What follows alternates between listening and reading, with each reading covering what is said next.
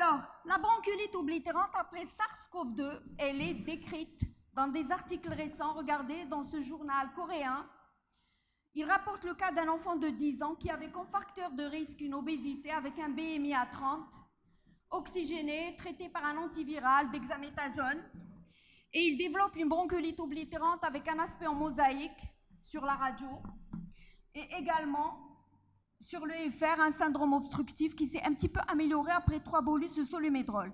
Un autre cas publié en 2023, SARS-CoV-2, fillette de 11 ans, BMI à 12, regardez son poumon, son scanner à J7, son scanner à 3 mois, c'est carrément des images de fibrose, avec à la biopsie, comme c'était le Covid, ils ont fait la biopsie alors qu'elle n'est plus indiquée dans la suspicion de bronchiolite oblitérante. Ils ont trouvé une bronchiolite oblitérante avec pneumonie organisée. Là, c'est juste pour vous montrer des articles, pour vous montrer les virus qu'ils trouvent dans les différentes séries responsables de bronchiolite oblitérante, l'adénovirus essentiellement, mais également le virus de la rougeole, l'influenza, le mycoplasme, le parainfluenza, la grippe aussi. Bien sûr, l'adénovirus prédomine. Alors, les atelectasies séquelaires, on peut les avoir à moyen terme, avec une atelectasie du sommet chez le nourrisson, du lobe moyen chez le grand. La DDB, elle peut compliquer une bronchiolite oblitérante, ça peut être une DDB par traction. 20% des DDB de l'adulte auraient comme origine une infection virale dans la prime enfance. Infection virale et asthme. Alors, 25 à 40% des enfants développeraient un asthme au décours d'une infection virale.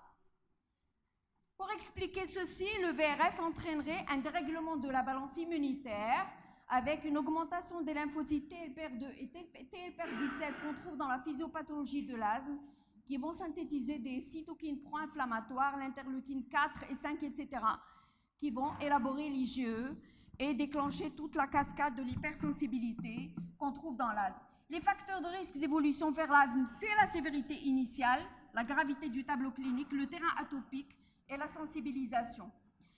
On peut avoir un enfant asymptomatique au décours d'une virose et lorsqu'on lui fait une mesure du souffle, il aura une diminution des débits. C'est le cas de cette étude, on n'aura pas le temps de détailler. Ils ont montré que le VMS à 6 mois était plus bas chez les enfants qui n'avaient pas fait d'infection AVRS par rapport à ceux qui avaient fait une infection AVRS.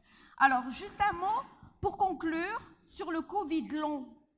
C'est une pathologie de l'adulte, mais il existerait aussi chez 2 à 10% des enfants.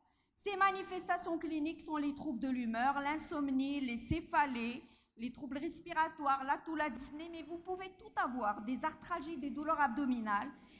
Et les hypothèses avancées seraient une anomalie du système immunitaire ou la persistance du virus dans les muqueuses.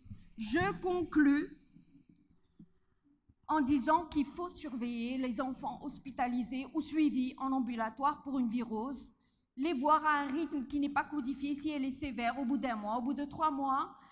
Méfiez-vous de l'adénovirus. Nécessité d'un dépistage et d'un traitement précoce de la bronchiolite oblitérante par de fortes doses de corticoïdes. Les sifflements récurrents, on les traite par la corticothérapie inhalée comme dans l'asthme, ça marche très très bien. Et n'oubliez pas une surveillance fonctionnelle respiratoire à moyen et long terme. Et je vous remercie pour votre patience.